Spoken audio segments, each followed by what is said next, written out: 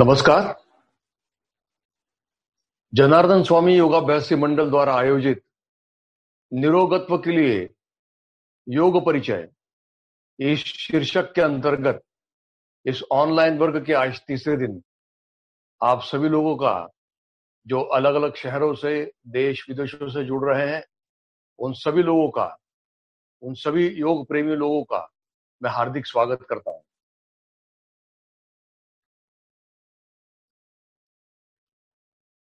गत 2 दिनों से हम जो योगाभ्यास कर रहे हैं उसकी पद्धति हमको धीरे धीरे ध्यान में आ रही है। रोज हम कुछ न कुछ नया सीखने जा रहे हैं, लेकिन ये सीखते वक्त हमको एक बात याद रखना है कि जो कुछ भी आपको सिखाया जाएगा उसको बड़े सहज भाव से करने की कोशिश करना है।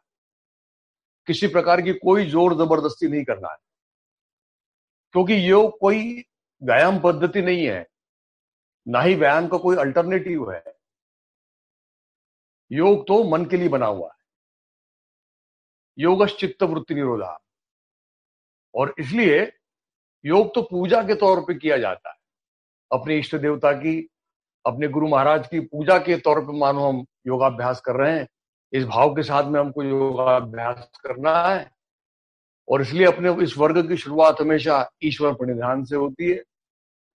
तो चलिए सभी लोग तैयार हो जाएं ईश्वर प्रणिधान के लिए। अपने अपने स्थानों पे बैठ जाएं, किसी भी सुखासन में। हाथ नमस्कार में ले लें, आंखें हल्के से बंद कर लें। ईश्वर प्रणिधान योगाभ्यास में सबसे महत्वपूर्ण चीज है। भगवान पतंजलि मुनि कहते हैं समाधि सिद्धिर ईश्वर प्रणिधानात्, और इसलिए ईश्वर प्रणिधान खुले आवाज में एक एक पंक्ति जो आपको बताई जाएगी उसको दोहराना है।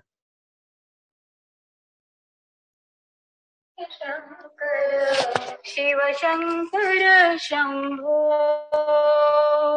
शिव शंकर शंभो।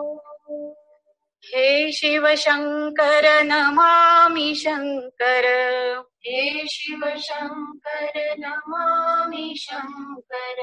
शिव शंकर शंभो, शिव शंकर शंभो। हे गौरी हर भवानी शंकर, हे गौरी हर भवानी शंकर। शिव शंकर शंभो, शिव शंकर शंभो। हे शिव शंकर नमामि शंकर, हे शिव शंकर नमामि शंकर। शिव शंकर शंभो, शिव शंकर शंभो।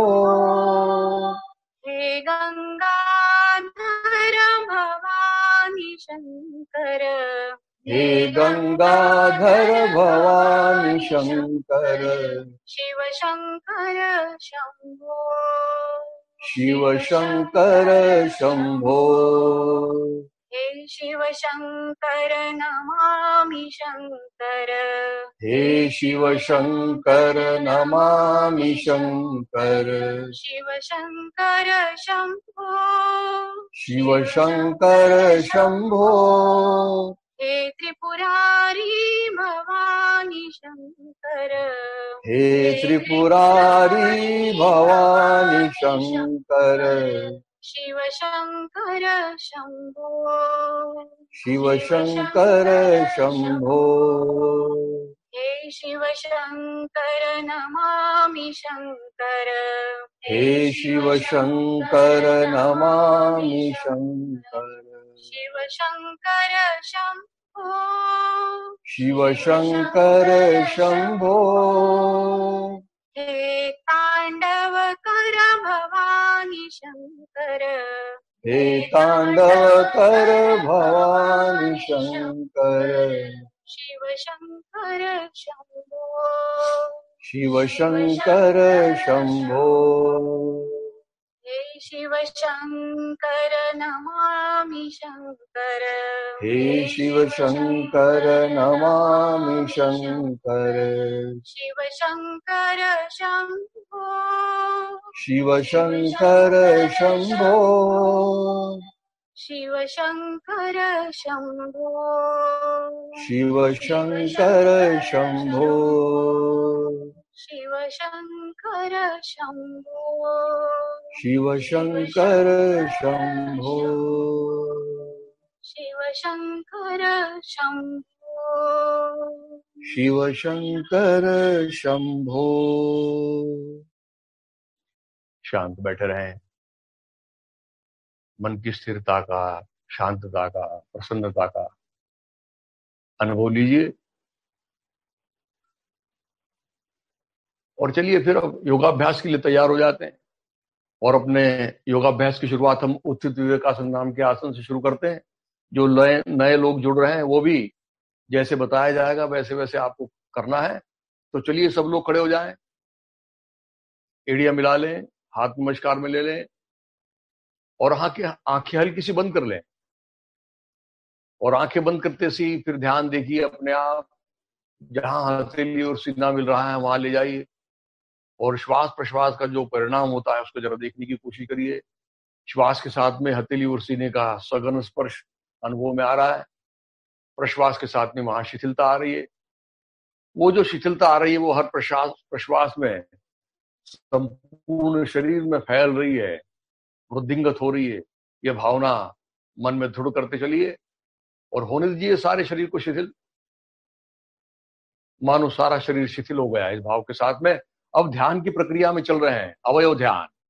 एक एक हिस्सा, एक एक शरीर के हिस्से का नाम लिया जाएगा, उसको मन से शिथिल छोड़ने का प्रयास करना है। संपूर्ण मस्तिष्क याद कर लीजिए, शीर्ष भाग, दाहिनी ओर का हिस्सा, बाईं ओर का हिस्सा, पार्श्व भाग, उस हिस्से को बाहर से देखिए और फिर मन तो कहीं भी जा सकता है, ले जाइए मन को अंदर की ओर और अंदर से उसको शिथिल छोड़ दीजिए। संपूर्ण कपाल अंदर बाहर से शिथिल छोड़ दीजिए, कपाल पर किसी प्रकार की शिकन मत रहने दीजिए। दोनों भौवें विशेष रूप से शिथिल छोड़ दीजिए, भूमध्य शिथिल, दोनों कनपट्टे, आंख और कान के ऊपर का हिस्सा अंदर बाहर से देखिए, उसको शिथिल छोड़ दीजिए। दोनों कानों को बाह्यता देखते हुए, कान के छेदे से अंदर के जाते हुए गले तक उसकी अनुभूति लीजिए। नथुनों से अंदर की ओर जाते हुए जिह्वा के मूल तक देखते हुए जिह्वा, दंत पंक्तियां और फिर ओठों का अर्धगोलाकार स्पर्श देखिए। दोनों आंखें अंदर से पुतलियों के साथ में शिथिल हो गई है, पलकों का अर्धगोलाकार स्पर्श देख रहे हैं। दोनों गालों को अंदर बाहर से ढीला छोड़ा जा रहा है और अब हनु से लेके कनपट तक का हिस्सा देखते हुए ऐसा सारा चेहरा शिथिल छूट गया है और अब मन के दर्पण में देखने की कोशिश कर रहे हैं। गला कंठ के साथ शिथिल छोड़ दीजिए, गर्दन सारे स्नायु पुंजों के साथ में शिथिल छोड़ दीजिए और फिर संपूर्ण रीढ़, गर्दन से लेके पुट्ठे तक उसके संरचना के साथ में गर्दन का हिस्सा, पीठ का हिस्सा, कमर का हिस्सा, कटिर वलय का हिस्सा, ऐसी सारी रीढ़ शिथिल छोड़ दीजिए। स्कंद वलय से कटिर वलय तक संपूर्ण पृष्ठभाग, पीठ को याद करिए, शिथिल छोड़ दीजिए। दोनों बगलों से दोनों कमर तक का हिस्सा याद करिए, जिसको लैटरल्स कहा जाता है, शिथिल छोड़ दीजिए। दोनों हाथ कंधों से बिल्कुल ढीले छूट गए हैं। दोनों दंड, कोहनियां, प्रकोष्ठ, कोहनियों से लेकर कलाइयों तक का हिस्से को प्रकोष्ठ कहा जाता है।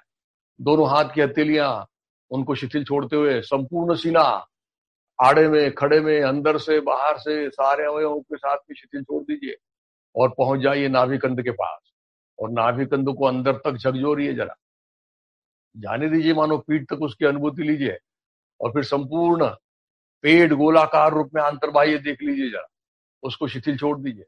दोनों पुट्ठों का जोड़, दोनों पुट्ठे, दोनों जंघाएं, दोनों घुटने शिथिल छोड़ते चले जाइए।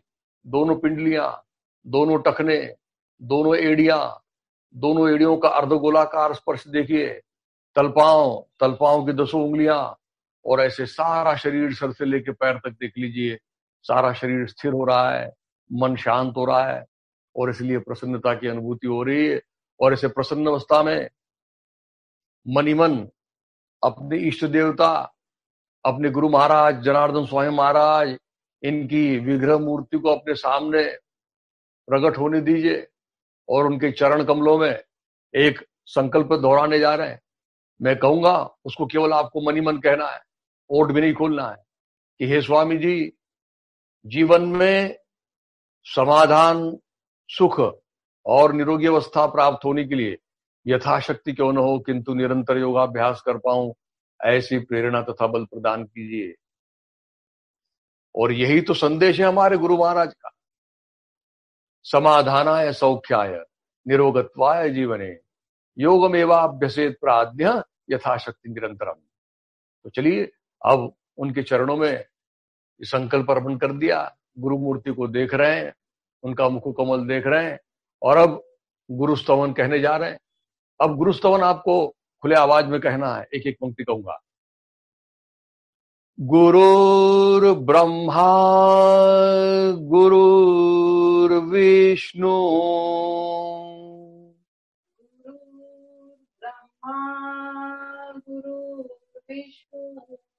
गुरुर्देवो महेश्वरः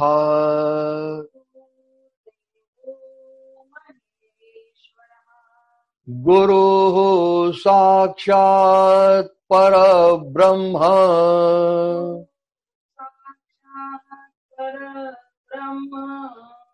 तस्मै श्री गुरवे नमः।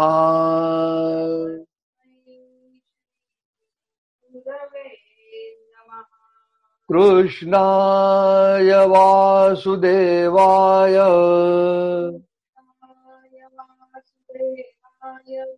हरे परमात्मने प्रणतक्लेशनाशाय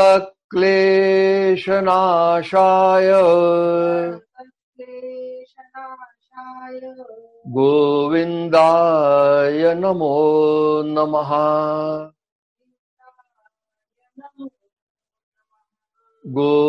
गोविन्दाय नमो नमः।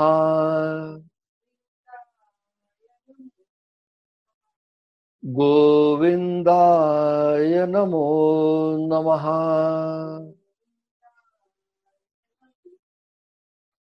फिर एक बार गुरु मूर्ति की ओर मन लगाया है, प्रसन्न बदना गुरु मूर्ति की मानो आशीर्वाद प्राप्त होगा। इस भाव के साथ में धीरे धीरे हाथ नीचे की ओर छोड़ दीजिए, धीरे धीरे आंखें खोलिए, दोनों पैर में अंतर ले लीजिए अच्छी तरह से, दोनों कंधों की चौड़ाई इतना, और करने जा रहे हैं शरीर संचालन। मन को पहले शरीर के साथ में जोड़ दिया, वहां से योग प्रारंभ हो रहा है और अब शरीर संचालन के माध्यम से सारे शरीर को खुला करेंगे। और इसलिए हमको पता है क्या करना है, शरीर को दाहिनी तरफ मरोड़ना है, बाईं तरफ मरोड़ना है, पीछे झुकाना है, सामने झुकाना है। जो लोग नए हैं वो सूचनाओं के साथ में करेंगे। तो कमर के ऊपर के हिस्से को मरोड़ने वाले हैं, इसलिए दाहिना हाथ पीछे की ओर से जाएगा, बायां हाथ सामने की ओर से जाएगा और लपेटते हुए सारे शरीर को ऊपर के हिस्से को मरोड़ना है। चलिए अच्छी तरह से लपेट लीजिए और फिर मरोड़ना प्रारंभ करें। कमर के ऊपर का हिस्सा, पीठ का हिस्सा, कंधे, गर्दन, आंखें सब मरोड़ लीजिए और जरा दाहिने कान को देखने की कोशिश करिए। और इस वक्त देखिए अपनी कमर चली जाती है, कमर को सामने ढकेलिए जरा और सारे मरोड़ को जरा देखिए अंदर में। अब शिथिल हो जाइए बिल्कुल। उसका परिणाम देखते हुए धीरे धीरे वापस आइए। 2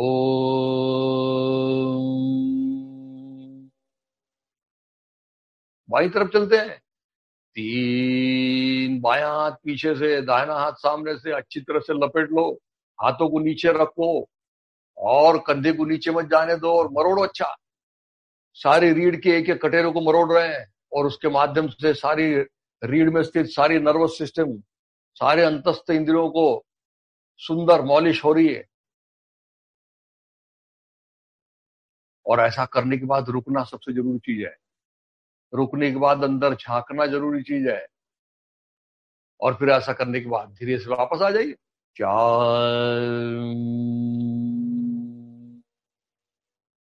दोनों हाथ कंधे की दिशा में ले ले। 5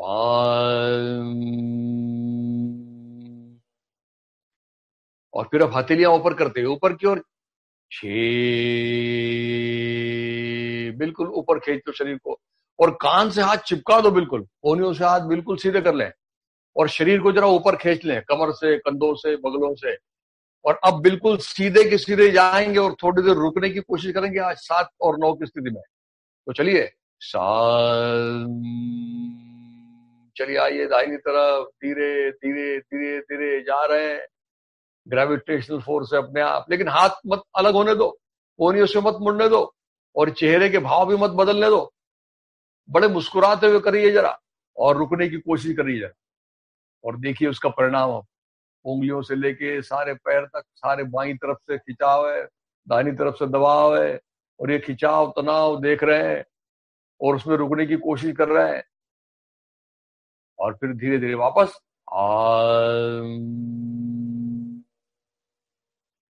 फिर शरीर को ऊपर खींच लो और चलो बाईं तरफ। नौ, सीधे के सीधे जाइए, बिल्कुल हाथ कान से अलग मत होने दो, बिल्कुल हाथ कोहनी से मत मुड़ने दो। कम करो, ज्यादा करने की आवश्यकता नहीं है, जितना जमता है उतना करते हुए उसमें रुकने की कोशिश करना है, तो फिर आसन अपने आप हो जाता है। रुक रहे हैं, देख रहे हैं, अब अंदर की ओर जरा देख रहे हैं परिणाम उसका, और फिर धीरे से वापस आ जाइए।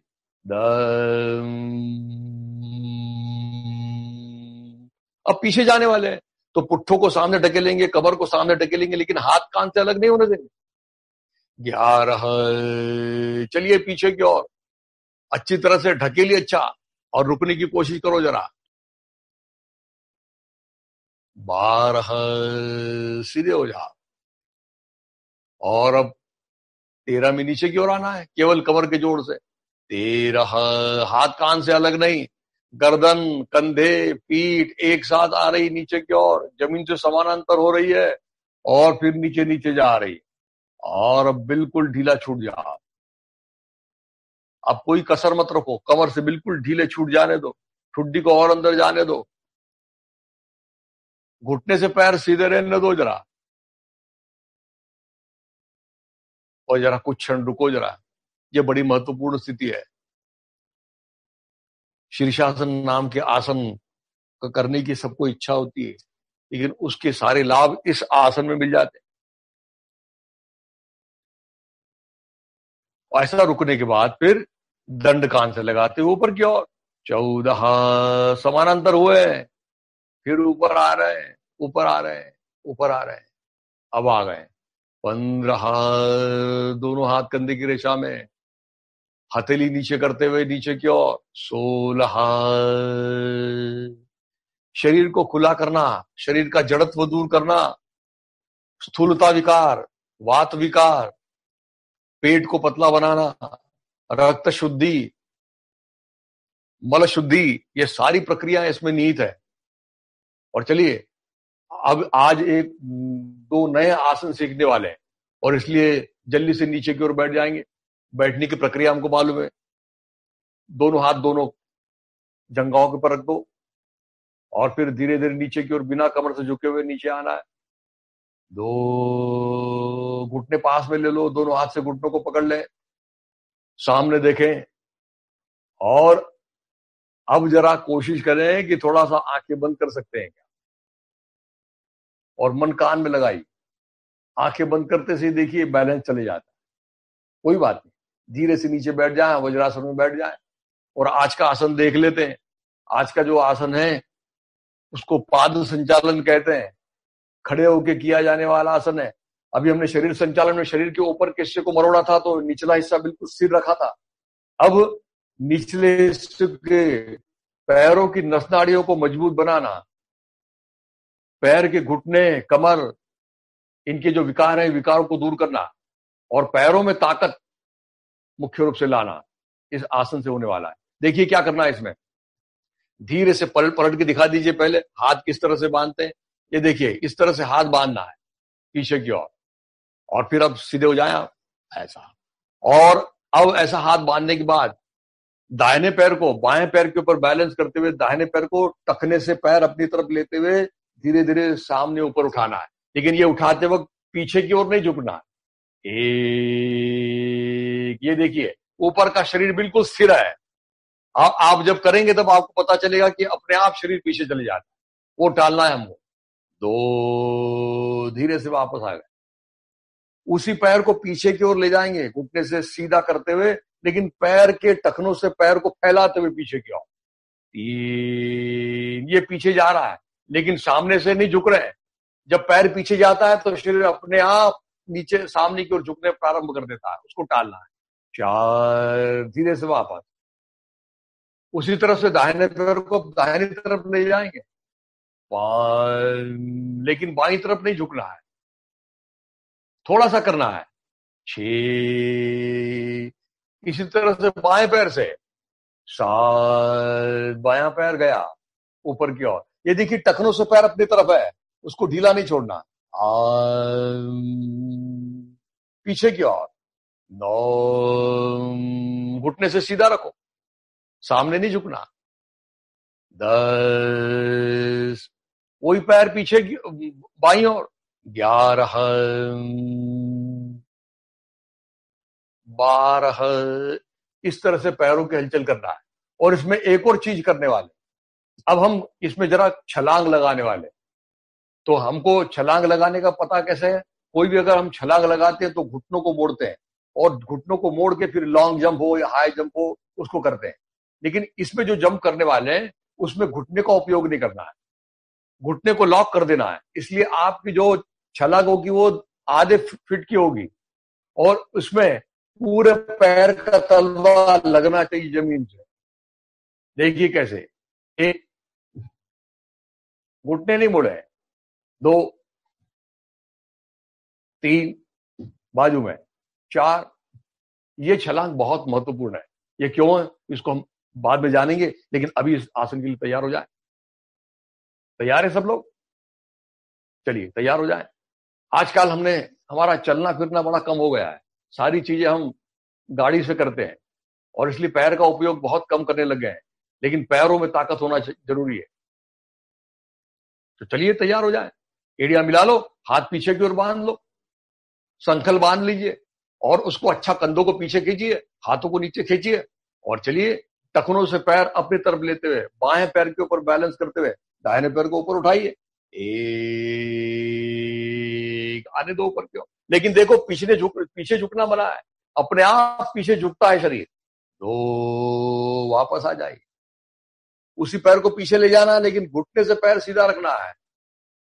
3, और फैलाओ टखने से पैर को, और जंघा के जोड़ से उसको निकालो जरा ऊपर।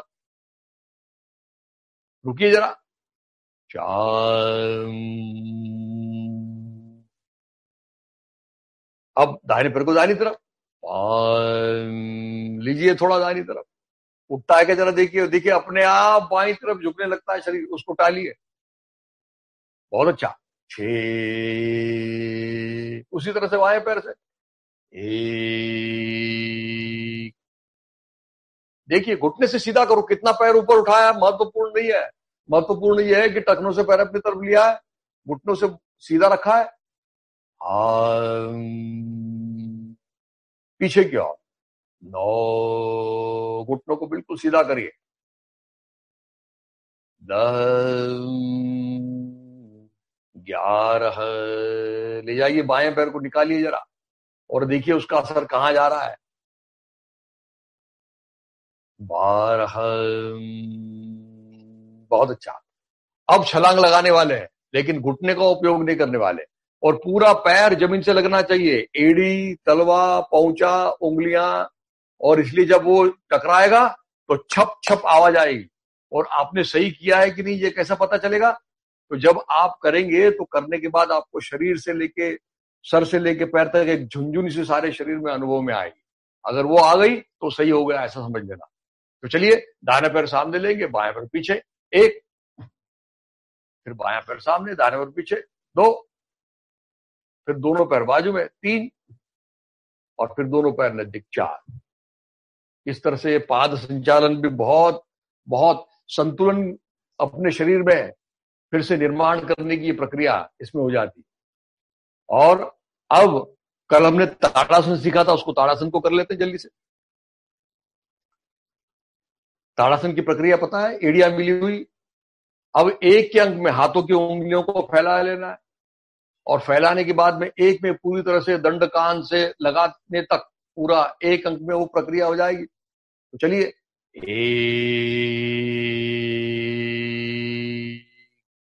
और ले जाइए ऊपर की ओर, दंड कान से लगा दीजिए, और जरा मुस्कुराते हुए शरीर के एक एक अंगों को ऊपर खींचते हुए चलना है। तो हाथों की उंगलियों को ऊपर खींचिए, कलाई को ऊपर खींचिए, कोहनियों को ऊपर खींचिए, कंधों को, बगलों को, सीने को, पेट को जरा अंदर दबाइए, कमर को, जंघा को, घुटने को, पिंडलियों को।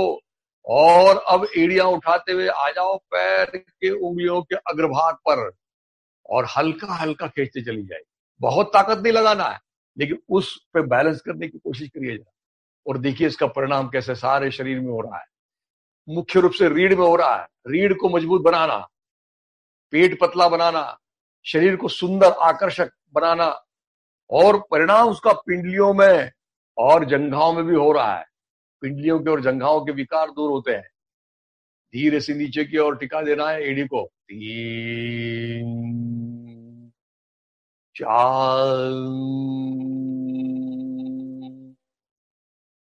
एक और इस आसन का जो लाभ है वो महत्वपूर्ण है। कौन सा लाभ? तो अपने बुढ़ापे को दूर करना। जैसे जैसे हमारी उम्र बढ़ती है वैसे वैसे बुढ़ापे की निशानियां कहां कहां दिखने लगती है? तो कमर से हमने झुकने लगते हैं, घुटने मुड़ने लगते हैं, कोहनियां मुड़ने लगती है, कंधों में बाकपन आने लगता है, कमर झुकने लगती है। तो ये सारे जो वृद्धत्व की जो निशानियां हैं वो इस ताड़ासन से दूर होती है। शरीर का आलस दूर होता है और सारा शरीर निरामय बनता है। तो चलिए अब धीरे से नीचे की ओर बैठ जाएं आनंद मंदिरासन में।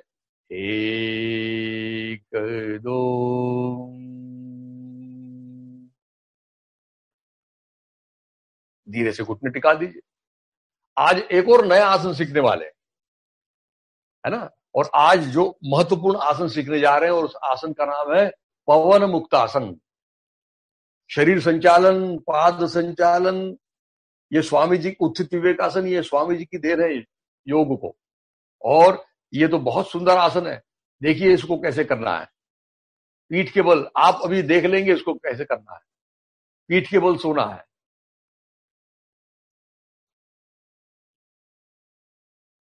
एड़ियां मिला के रखना है, दंड कान से लगा के रखना है। पीठ पे लेटे हुए आसनों की स्थिति। हमेशा सोने के बाद में टखने से पैर अपनी तरफ रहेंगे, उसको कभी ढीला नहीं छोड़ेंगे। और अब हम करने जा रहे हैं पवन मुक्तासन।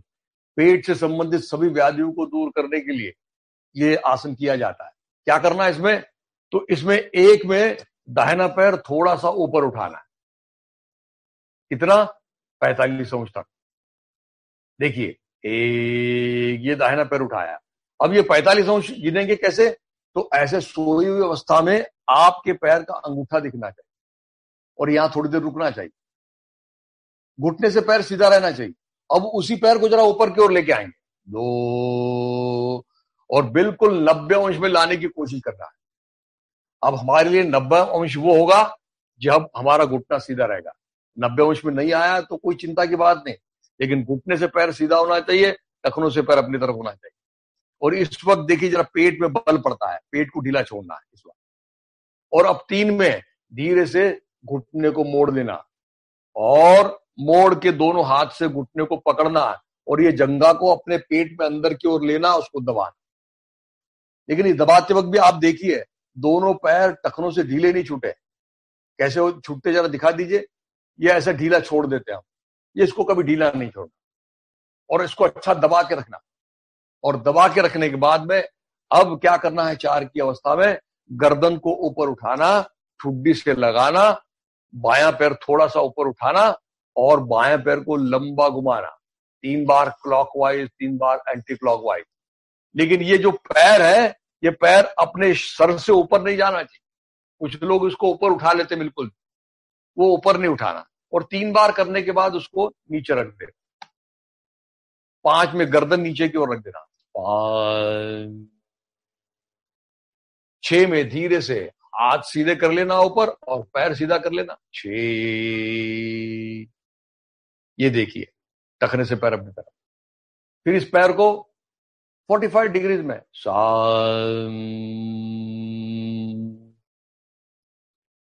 8 पैर मिलाते हुए चलना है। जहां से गए थे वैसे वापस। इसी तरह से बाएं पैर से करना है और फिर बाएं पैर से करने के बाद दोनों पैर से करना है। तो अभी दोनों पैर से देख लेंगे। देखिए कैसे करना है।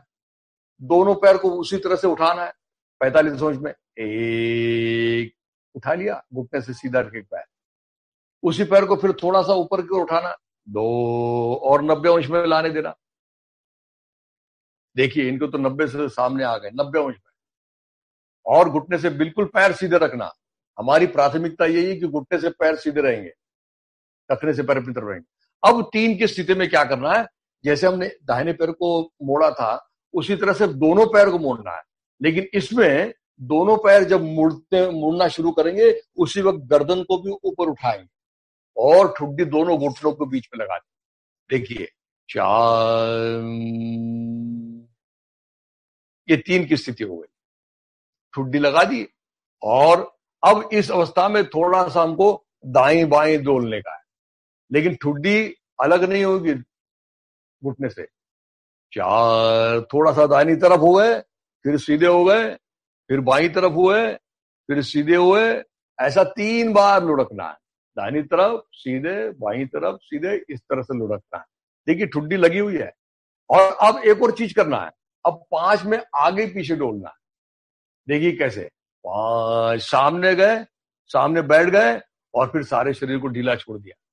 छोटे बच्चों का जो घोड़ा होता है लकड़ी का, उसको एक बार ऐसे हाथ लगा दिया आपने कि कैसे ऊपर नीचे होता रहता है, उस तरह से उसको अच्छा ऊपर नीचे करना है। इससे आपकी पूरी रीढ़ की, पीठ की सुंदर मॉलिश होती है। और 3 बार करने के बाद फिर से रुक जाना, फिर अब दोनों पैर को सीधा करना, कर लीजिए। और फिर धीरे धीरे दोनों पैरों को 45 डिग्री में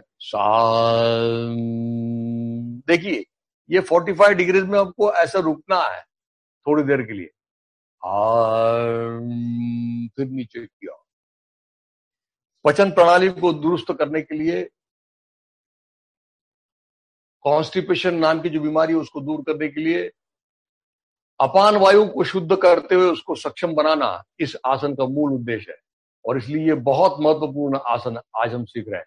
तो चलिए आप सब लोग तैयार हो जाएं, सब लोग पीठ के बल सो जाएं और सूचनाओं की तरफ ध्यान देंगे तो आप बड़े अच्छे से कर पाएंगे। चलिए तैयार, एड़िया मिला लें, अंगूठे में मिला लें, दंड कान से लगा लें। कर लिया? तो चलिए फिर दाहिने पैर से शुरुआत करते हैं। दाहिने पैर को थोड़ा सा ऊपर उठाएंगे 45 डिग्री, 45 डिग्री, रुक जाइए थोड़ा सा, अब उसका असर पेट में जा रहा है, थोड़ा रुकिए, और फिर उसी पैर को ऊपर उठाइए, 2, जितना आया उतना पर्याप्त है हमारे लिए, लेकिन घुटने से मत मोड़िए। 90 अंश में आना ही चाहिए ऐसा जरूरी नहीं, लेकिन घुटने से अगर सीधा रहेगा तो उसका परिणाम होगा। टखने से पैर अपने तरफ अंदर लिए हुए, बहुत अच्छा। तो अब धीरे से इसको मोड़ेंगे और दोनों हाथ से पकड़ेंगे और जंघा को थोड़ा अंदर की ओर बाईं तरफ लेके उसको अच्छा दबाएंगे। 3, मोड़ा, पकड़ा, अंदर की ओर दबाया। ये दबाने से क्या हो रहा है कि हमारे जो दाहिनी तरफ से हमारी बड़ी जो आंत शुरू होती है वो बड़ी आंत के ऊपर दबाव दे रहा है, और बड़ी आंत में जो मल है उस मल को एक्टिवेट किया जा रहा है। और फिर अब 4 में गर्दन उठाएंगे, ठुड्डी लगाएंगे, और फिर बायां पैर उठाएंगे और घुमाएंगे। 4, गर्दन उठाओ, पैर उठाओ और उसको लंबा घुमाओ। अब ये घुटने से मुड़ना नहीं चाहिए और ऊपर भी जाना नहीं चाहिए ज्यादा, बिल्कुल धीरे धीरे 3 बार क्लॉकवाइज, 3 बार एंटी क्लॉकवाइज घुमा लीजिए। कर लिया? धीरे से पैर नीचे रख दो। अब 5 में गर्दन नीचे रख देंगे, 5, गर्दन नीचे रख दो, बहुत अच्छा। अब पैर को ऊपर सीधा कर लेंगे 90 डिग्रीज में और हाथ दंड कान से लगा देंगे। चलिए 6, ये बिल्कुल सीधा कर लिया। अब 7 में उसी पैर को ले आएंगे 45 डिग्री, 7।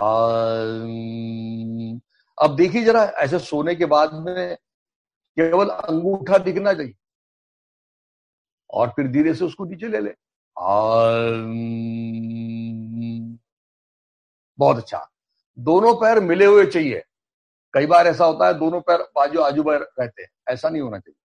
तो चलिए बाएं पैर से शुरुआत करते हैं, फिर से पैर टखने से अपने तरफ लो, बाएं पैर से शुरुआत करते हैं। एक, उठा लीजिए उसको जरा, बहुत अच्छा। 2 और ऊपर आने दो, लेकिन घुटने से सीधा रखो। टखने से पैर अपनी तरफ रखिए। अब इसका असर जा रहा है अंदर में मलाशय में। धीरे से घुटना मोड़ो, दोनों हाथ से पकड़ो, दबाओ अंदर लेके। लेकिन दबाने के बाद फिर देखो जरा टखनों की तरफ, दोनों पैर ढीले छूटे हैं क्या, उसको मत छूटने दो। और फिर अब 4 में गर्दन उठाएंगे, ठुड्डी लगाएंगे और दाहिने पैर को अच्छा घुमाएंगे। 4, ये ठुड्डी लगाई, ये दाहिना पैर थोड़ा सा ऊपर उठाया, थोड़ा सा ऊपर उठाना है, ज्यादा नहीं। और उसको दाएं बाएं ओवल शेप में, अंडाकृति, उसको अच्छा घुमाइए जरा। और फिर धीरे से नीचे रख दो। 5, गर्दन नीचे रख दो। 6, पैर सीधा कर लिया, दोनों हाथ ऊपर कर लिए। 7, 45 डिग्री में आ गए। रुक जाइए जरा थोड़ी देर की। 8, धीरे से नीचे को रख दिया। बहुत अच्छा किया आप लोगों ने। अब दोनों पैर से करेंगे जरा। अब थोड़ा सावधानी बरतनी है। एक एक पैर से तो कर लिया, अब देखेंगे दोनों पैर से। तो चलिए, टखनों से पैर अपनी तरफ लिया, दोनों पैर से 1, 45 डिग्री। 2, उसी को ऊपर की ओर ले आओ। घुटने से पैर सीधे रखो, सबसे जरूरी चीज। 3, घुटने मोड़ो, उसी वक्त गर्दन को ऊपर लाओ और दोनों घुटनों के बीच में ठुड्डी को लगाओ। बहुत अच्छा। और अब इसी अवस्था में थोड़ा डोलना है दाएं बाएं। 4, थोड़ा सा दाहिनी तरफ डोलिए, फिर सीधे हो जाइए, फिर बाईं तरफ डोलिए। ये देखिए, ये डोलने के कारण क्या होता है। और ये डोलते हुए हमको ध्यान रखना है, हमारी कमर और आखिरी पसली जहां खत्म होती है, इसके बीच में जो पोली जगह है, उसमें उसका परिणाम होना चाहिए। और 3 बार करने के बाद अब आगे पीछे डोलने वाले। 5, चलिए सामने जाइए और उठाइए पुट्ठों को जरा, और जरा अच्छे छोटे बच्चे जैसे आगे पीछे जरा डोलिए जरा। और देखो उसके कारण पीठ, रीढ़ लचीली भी हो रही है लेकिन ताकतवर हो रही है। पीठ के सभी प्रकार के विकार दूर होते हैं, पीठ के, पसलियों के। और ऐसा फिर रुक जाइए और फिर एक साथ शरीर को खोल दीजिए। 6, पैर सीधे कर लिए, हाथ ऊपर कर लिए। बहुत अच्छा। घुटने से पैर सीधे करिए, बस सबसे जरूरी चीज। 7, अब दोनों पैर नीचे लाते हुए, पटकना नहीं है, रुकिए जरा। अब मुझे पता है बल पड़ रहा है, पेट में तकलीफ हो रही है, लेकिन धीरे धीरे सावधानी से नीचे रखना है। बहुत अच्छा, बहुत सुंदर किया। इसी कड़ी में हमने परसों एक शरीर संचालन किया था, उसी शरीर संचालन को जरा कर लेते हैं तो अच्छा महसूस होगा आपको भी। पता है हमको क्या किया था हमने शरीर संचालन में? गर्दन कंधे उठाए थे और कमर के हिस्से को थोड़ा दाहिनी तरफ रखा था। तो चलिए उसी को कर लेते हैं। चलिए, गर्दन कंधे उठाइए, दाहिनी तरफ रखिए। 1, गर्दन कंधे उठाइए, दाहिनी तरफ रखिए। गर्दन कंधे उठाइए, दाहिनी तरफ रखिए। अच्छा ले जाइए शरीर को, पूरा कर्व बनाइए ऊपर का। कर लिया? बहुत अच्छा। अब दाहिना पैर उठाइए, थोड़ा दाहिना पैर उसमें बायां मिलाइए और चलो जरा दाहिनी तरफ। चलो जरा 3 बार और मिला के रखो जरा। और अब कमर को उठने मत दो जरा, और दोनों पैर मिले रहने दीजिए, टखने से अपनी तरफ लीजिए और आराम करिए।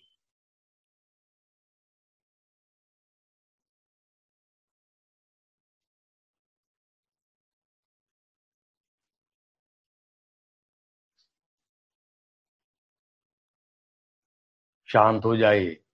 बाईं तरफ से देखिए जरा, खिंचाव सारे शरीर में पड़ने वाला। शरीर को खुला करना, आलस दूर करना, जड़त्व दूर करना, सभी प्रकार का स्ट्रेस उसको दूर करना, इसके माध्यम से सहज रूप से साध्य होता है। और चलिए फिर बायां पैर बाईं तरफ लीजिए, दाहिना मिलाइए, बायां पैर बाईं तरफ लीजिए, दाहिना मिलाइए। 3 बार करने के बाद गर्दन कंधे को उठाओ ऊपर, फिर धीरे से रखिए। गर्दन कंधों को उठाओ, धीरे से रखिए। 3 बार गए थे। और फिर चलिए बाईं तरफ धीरे धीरे। फिर गर्दन कंधे उठाए बाईं तरफ, गर्दन कंधे उठाए बाईं तरफ। गर्दन कंधे को उठा के अच्छी तरह से रखिए, पीठ को खसकाओ अच्छा, और बनाइए पूरा कर्व अच्छा। और फिर अब बायां पैर लीजिए बाईं तरफ, दाहिना मिलाओ, बायां पैर दाहिना मिलाते हुए चलना है और मिला के रखो। और अब देखिए जरा असर उसका। कमर को दबाओ जरा, कमर को मत उठने दो, और रिलैक्स हो जाओ, शांत हो जाओ।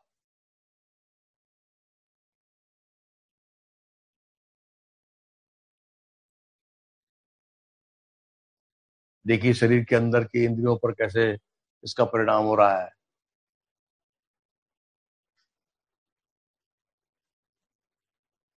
थोड़ी देर रुकना चाहिए, कम से कम 1 मिनट रुकना चाहिए। हर स्थिति में जो कुछ भी स्थिति लेते हैं उसमें 1 मिनट रुकते आना चाहिए। तो फिर उसका परिणाम धीरे धीरे दिखने लगता है।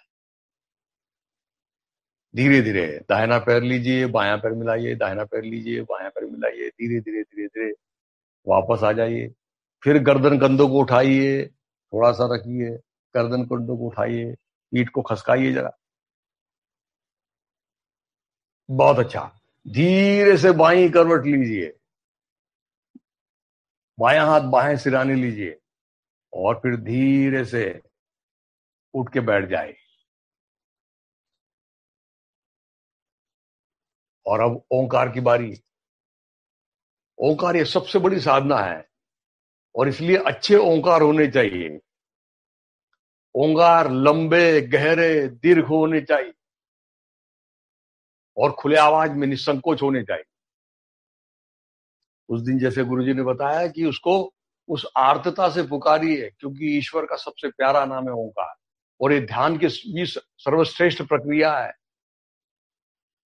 तो चलिए कोई भी सुखासन में आ जाए, हाथ की ध्यान मुद्रा बना लें, कोहनी कमर से लगा दें, रीढ़ सीधी रखें, चेहरा प्रसन्न रखें, सबसे महत्वपूर्ण चीज, और आंखें बंद कर लीजिए। अब खुले आवाज में हमको ओंकार कहना है। थोड़ी देर ओ कहना है। ओठ खोलेंगे तब ओ होगा, ओठ बंद होंगे तब म होगा, और वो पूरा जब श्वास खाली हो जाएगा तब ओठ बंद ही रखते हुए नाक से पूरी तरह श्वास लेना है, और फिर दूसरा ओंकार कहना है। तो चलिए ओंकार प्रारंभ करिए। ओ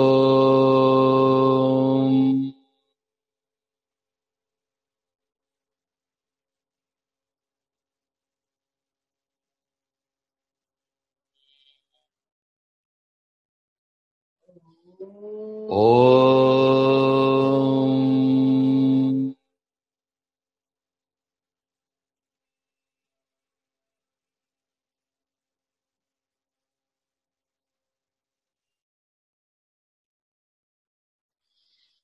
ओम। ओम।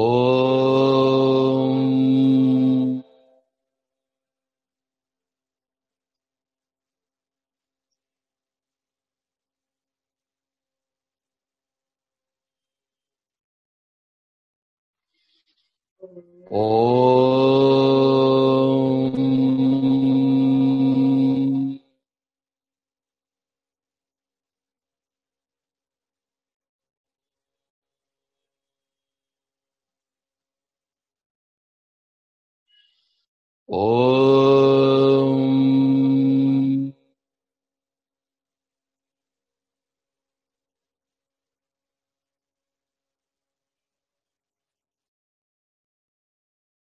ओम।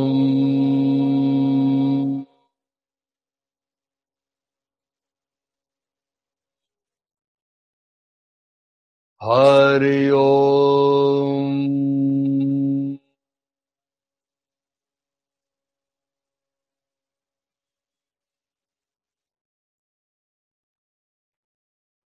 आंखें बंदी रखें।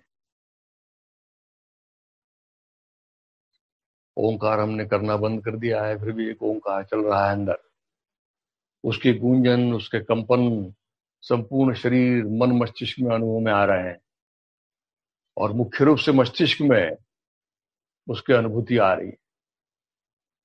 तो जरा उसका आनंद लीजिए जरा, और उन कंपनों के कारण कैसे मन शांत हो रहा है, शरीर स्थिर हो रहा है। एक प्रसन्नता की अनुभूति हमको घेर रही है। मन दोनों भावों के बीच में केंद्रित कर दीजिए।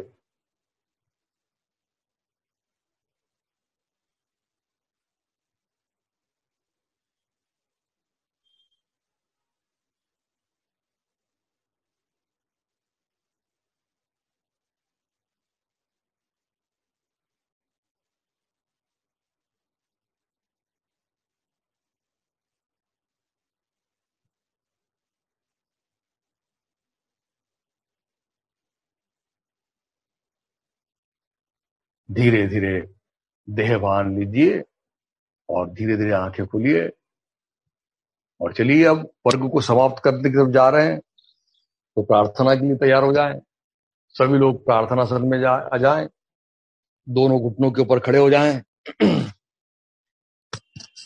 पैर की उंगलियां पीछे की ओर सुला दें। यह प्रार्थना आसन भी एक बहुत महत्वपूर्ण आसन है।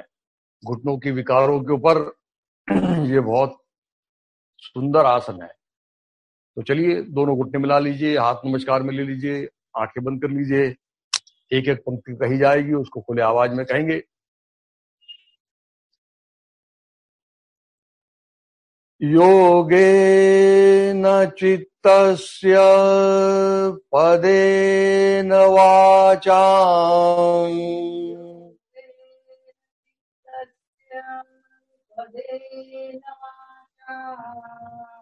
मलं शरीरस्य च वैद्यकेन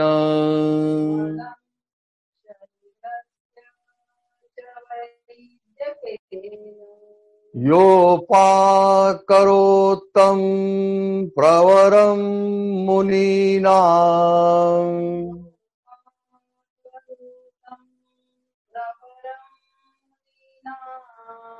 पतंजलिं प्राञ्जलिरानतोऽस्मि।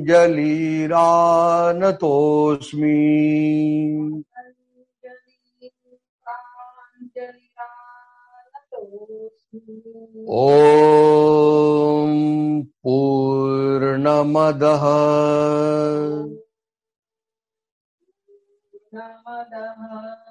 पूर्णमिदम् पूर्णात् पूर्णमुदच्यते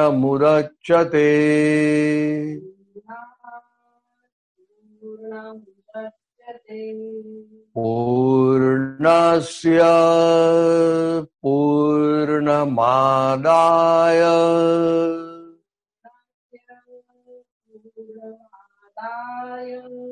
पूर्णमेवावशिष्यते।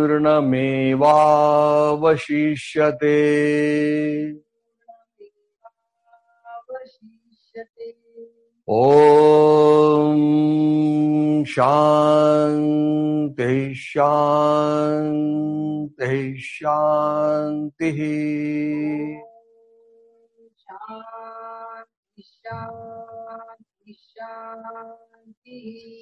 सद्गुरु श्री जनार्दन स्वामी महाराज की जय।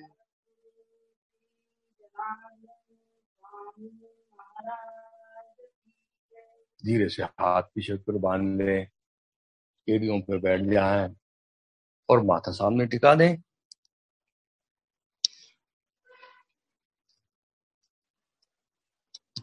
आज हमने 2 आसन सीखे, पाद संचालन और पवन मुक्तासन। ये 2 बड़े महत्वपूर्ण आसन आज हमने सीखे। और इसके पश्चात हम गुरु जी के मार्गदर्शन के लिए सुखासन में बैठ जाएं।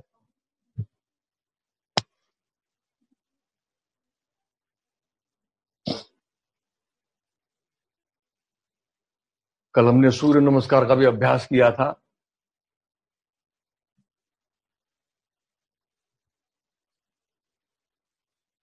तो ये सूर्य नमस्कार का अभ्यास जो है, हमको अपने यथाशक्ति उसको बढ़ाना चाहिए और ये भी रोज करना चाहिए। इस तरह से हम रोज नए नए आसन सीखते चले जाएंगे और योग के बारे में जानकारी भी लेते चले जाएंगे। नमस्कार। आज बहुत महत्वपूर्ण हुआ है योगाभ्यास। शरीर संचालन हो गया।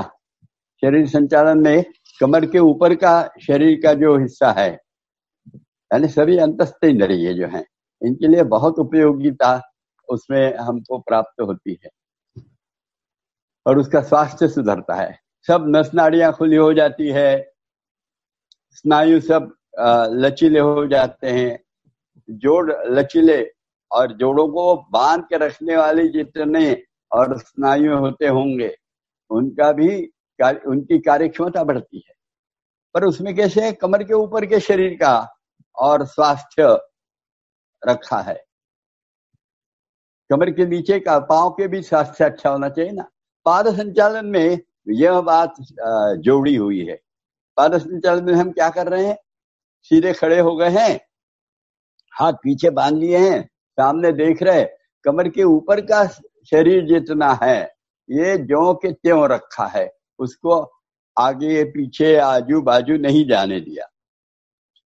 केवल शुरू में जैसे दाहिना पैर ऊपर लिया, 90 अंश तक उठाने का प्रयास करा, उसमें पाउल अपनी तरफ खींचा हुआ चाहिए। ये स्थिति में थोड़ा रुकते हैं तो अपने पेट में जो कॉन्स्टिपेशन की जगह है उस पर और सुपरिणाम होते हुए कॉन्स्टिपेशन दूर हो सकता है। उसके अलावा अपने जंघा के जो स्नायु है उनको एक नए प्रकार का व्यायाम मिलता है, बहुत ही अलग है ये। उसके कॉन्ट्रैक्शन का व्यायाम बहुत महत्वपूर्ण है। वो सब जगह केवल खींचने का व्यायाम होता है, यहाँ कॉन्ट्रैक्शन का भी व्यायाम मिलता है। बड़ा अलग ढंग से यह बनाया हुआ है स्वामी जी। और फिर पांव जब पीछे ले जाते हैं शरीर ऊपर का सीधा रखते हुए तो अपने मूत्रपिंड पर अच्छा परिणाम होता है। उसके बाद में पांव बाजू में ले जाते हैं तो पूरी मूत्र संस्था जो है उस पर भी सही परिणाम। इसके अलावा यह जो छलांग है उसमें आपने देखी तो छलांगे बहुत छोटी है, वो छोटी छलांगों से भी बहुत ज्यादा उपयोगिता है उसकी। खास करके ये जो मध्यम आयु के हम लोग जो हो जाते हैं 30, 35, 40 साल, इनके लिए यह बहुत महत्वपूर्ण है, क्योंकि प्रजनन ग्रंथियों का स्वास्थ्य सुधारने के लिए वह छलांगे उपयोगी है, ऐसा स्वामी जी बताते हैं अपने गुरु महाराज। वो छलांग लगाते समय घुटने नहीं मोड़ना चाहिए। छलांग 1 इंच की होगी, 1.5 इंच की होगी, पर छलांग नीचे आते समय भी घुटना नहीं मोड़ना चाहिए, छलांग ऊपर जाते समय भी घुटने नहीं मोड़ना चाहिए। और छलांग जब जमीन पे आएगी तो पौचा और एड़ी एक साथ लगेगी, इतनी फिक्र करते हैं हम, तो इसके बहुत से लाभ होने लगते हैं। ये पाद संचालन हमारे लिए इतना महत्वपूर्ण है, बहुत अधिक महत्वपूर्ण है। और ये संतुलन भी निर्माण करता है शरीर में, खूब सुंदर है। छोटी छोटी चीजें रहते हैं, अरे मामूली पैंट पहनना है तो क्या होता है, कुर्सी पे बैठना पड़ता है, बहुत बैलेंस नहीं रहा वहां तो बड़ी मुश्किल हो जाती है, दीवार को टिक के फिर करना पड़ता है। पर यदि पाद संचालन अच्छा करते रहे तो संतुलन अच्छा होने लगता है, तो फिर आवश्यकता नहीं रहती, बड़े आसानी से आप पैंट पहनने के लिए सुविधा प्राप्त। सामान्य जीवन में कितने उपयोगी है ये सारी चीजें। सामान्य हमारा जीवन सुखी समाधानी होना चाहिए और इसीलिए स्वामी जी ने ये सब बनाया है, बड़ा सुंदर है। और इसके बाद में आपने सीखा आज पवन मुक्तासन। यह पवन मुक्तासन तो बहुत ही महत्वपूर्ण है। अपने जितना और शरीर में काम चलता है, सब जगह काम चलता है, और एक काम चलता है तो शरीर में मैल भी, मल बोल जिसको, निर्माण होते रहता है। और ये मल अपने अपने जगह पहुंचा देना सिस्टम से, उत्सर्गक संस्था जिसको बोलते हैं, एक्सक्रीटरी सिस्टम, उसके आधार पे वो सब चलता है।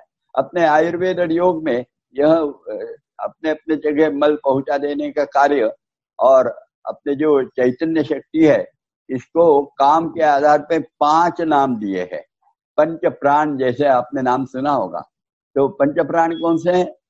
प्राण है, पहले देखिए, समान है, उदान है, व्यान है, प्राण है, अपान है, ऐसे 5 नाम दिए हैं। इसमें यह जो अपान वायु है इसका काम है शरीर के अंदर में निर्माण होने वाले सब प्रकार के मल अपने अपने जगह पहुंचे, ताकि उसका निष्कासन सही ढंग से होता रहे। यदि इसमें गड़बड़ी हो गई तो बहुत सी बीमारियां होती है। रुकावट के लिए खेद है, ऐसा चालू हो जाता है, और खेद यानी फिर बीमारी। और इसलिए तो ये जो आज हमने श्लोक कहा योगे न चित्तस्य, उसमें क्या है? वही तो है, चित्त का मल निकालता है तो निर्मल मन होता है, मन की व्याधियां समाप्त होती है योग के द्वारा। यदि हमारा तन का व्याधि निकालना है तो वैद्य शास्त्र निकला है, और वैद्य शास्त्र से शरीर के सब प्रकार के मल और निकल जाते हैं, यह बताया हुआ है। तो यह मल यानी बीमारियां, मल निकालने के लिए बड़ा उपयोगी हो जाता है हमारा पवन मुक्तासन, क्योंकि वो अपान वायु को अधिक शुद्ध बनाता है और कार्यक्षम बना देता है। और वह जो किया जाता है उस समय एक ही सावधानी बरतना चाहिए, वह यानी जब पांव पास में ले लेते हैं और गर्दन उठाकर घुटने को ठुड्डी लगाते हैं, उस समय चेहरा जरा तिलमिला जाता है, जरा सख्त हो जाता है, वो नहीं होना चाहिए, उसको शिथिल छोड़ना चाहिए। यदि वह शिथिल छोड़ते हैं तो पवन मुक्तासन का उपयोग ज्यादा हो जाता है। एक पांव से किया जाता है, उस समय देखना चाहिए पेट के अंदर में क्या क्या हो रहा है, कहीं तो भी सख्तपन आता है, जब 90 अंश में उठाते हैं तब तो और एक बीच में सख्तपन आता है, ये सख्तपन निकालना चाहिए। और इसलिए क्रम दिए है स्वामी जी ने, एक करने के बाद रुकना, पेट का जंगा से लेकर तो फसली तक का जो पेट का भाग है उसमें जो तनाव है वो निकालना चाहिए। पेट 90 अंश में पाँव लेते हैं तो पेट के बीचों बीच तनाव आता है, उसको निकालना चाहिए। ये सब यदि हम कर लेते हैं तो आसन के लाभ बहुत अच्छे होते हैं। ये आसन करने के बाद आपको बहुत बार पता चलेगा, यदि सुबह और शाम, जैसे शाम में अभी कर रहे हैं, सुबह भी कर लेते हैं यह आसन, तो कॉन्स्टिपेशन नाम की बीमारी से हम छुटकारा पा सकते हैं, पाएंगे। ऐसा मैं अभी एकदम इसको टॉल क्लेम बोलते हैं ना, वैसे नहीं करूंगा, पर होता मिल सकता है। उसके लिए और कुछ चीजें करना चाहिए। अभी आपके वर्ग में हमको वज्रासन सिखाया जाएगा। वज्रासन यदि इसके साथ जोड़ते हैं पवन मुक्तासन के साथ तो उसका लाभ और होने लगता है। ऐसे यह सुंदर रचना बनाई है और यह स्वामी जी की बनाई हुई है। यह स्वामी जी ने सब समाज को सुखी समाधि, करुणा मूर्ति थे स्वामी जी, सब सुखी समाधानी निरोगी बने। इसलिए यह जो विद्या थी, यह विद्या उन्होंने घर घर जाकर और सबको बांटी थी। फिर वह योग विद्या तो एक जमाने में स्त्रियों के लिए नहीं थी, स्वामी जी ने स्त्रियों के लिए भी योग विद्या चालू कर दी है। सबको देना है। यदि एक आदमी सीखता है तो वो अकेले के लिए सीखता है, पर एक महिला सीखती है तो वो पूरे घर को और सुंदर बना देती है। इसलिए महिलाओं को सिखाना आवश्यक है, ये स्वामी जी का और एक जीवन का ध्येय था। और उन्होंने इसलिए महिलाओं को लिए भी योग, यह एक नई संकल्पना रखी, महिलाओं के वर्ग चालू किए, महिलाओं के शिक्षक बनाए उन्होंने। और आप देखते हैं अभी आपको आसन का डिमॉन्स्ट्रेशन देते, कैसे महिलाएं करते, कितना सुंदर बनाते हैं वो वर्ग आसन, सब अच्छा बनता है। ये स्वामी जी की विशेषता। फिर दोनों पैर एक साथ लेते हैं, उठाते 45 अंश लेते हैं, 90 अंश लेते हैं पवन मुक्तासन में। फिर पांव मोड़ लेते हैं, हाथों से घुटने के ऊपर पकड़ लेते हैं संकल्प के रूप में, और उसी समय गर्दन भी उठाकर ठुड्डी लगाते हैं। और फिर दाहिने बाएं लुढ़कते हैं। ये लुढ़कना अच्छा होना चाहिए। लुढ़कते समय अपनी कमर की हड्डी, रीढ़ की हड्डी और फसली, इसके बीच में जो और जगह पोली है उस पर शरीर का वजन आना चाहिए। और उसके अलावा यह जो हाथ है, हाथ का परिणाम और दबाव जो आएगा लुढ़क के बाद, तो कोष्ठ है, यानी ये आखिरी की फसलियां जो है ना 3-4, इस पर दबाव आना चाहिए, इसको कोष्ठ बोलते हैं। और ये कोष्ठ पर यदि दबाव आता है तो फिर से वही कॉन्स्टिपेशन दूर करने के लिए इसका उपयोग बहुत ज्यादा हो जाता है। और फिर आगे पीछे लुढ़कते 3 बार। ये लुढ़कने से पीठ के अंदर में जो वात और इकट्ठा हो जाता है, रुकता है, वो प्रवाही हो जाता है और उसके कारण पीठ दर्द वगैरह सब समाप्त हो जाती है, सीना चौड़ा होता है।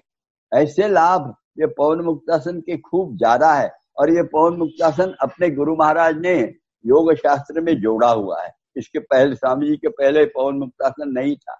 आज के युग में आने वाली जो इंसान को तकलीफ है, वह खान पान, रहन सहन, सोच विचार, इसके कारण उसके पेट में जो गड़बड़ियां होने वाली है, वो गड़बड़ियों को दूर करने के लिए कोई आसन निकलना चाहिए।